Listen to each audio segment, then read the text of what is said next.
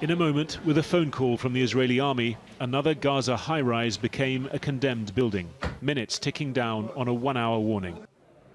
This, the office of the Associated Press, as its staff made instant decisions about what they needed to salvage to keep on working. Across the lift lobby, staff from the Al Jazeera bureau were doing the very same thing.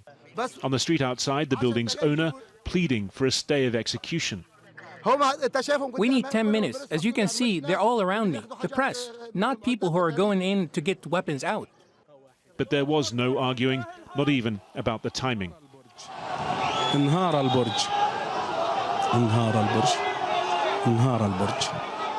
Al Jazeera Gaza journalist Safwat Al-Khalut was live on air as he watched his workplace of 11 years vanish in front of him. We panicked, frankly, we panicked.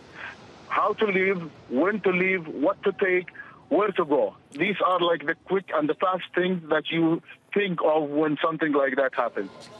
This building was home to families as well as media companies, more to add to the list of homeless in a besieged enclave during days of intensive attacks from the sky.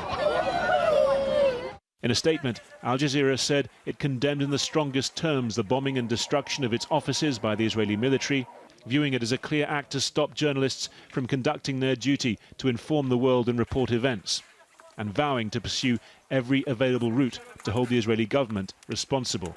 The Israeli military said Hamas operatives were using the building and media companies like Al Jazeera and the Associated Press were human shields. I want to remind the world that in firing on our cities, Hamas is committing a double war crime. They're targeting our civilians and hiding behind Palestinian civilians. We've heard that from the Israelis. I can tell you that we've been in that building for about 15 years with our bureau. We certainly had no sense that Hamas was there. We would like to see the evidence. We're not sure whether Hamas was there or not. We don't know. But I can tell you the impact will be that the world will know less about what's going on in Gaza because that building was leveled. Hamas's top Gaza political leader issued this message during a visit to the Qatari capital, Doha. Look, this is the besieged Gaza that has been besieged for 15 years under siege from every direction. Hamas's military wing sent further major rocket attacks deep into Israeli territory on Saturday. A 55-year-old Israeli man was killed when one rocket struck his home in a Tel Aviv suburb.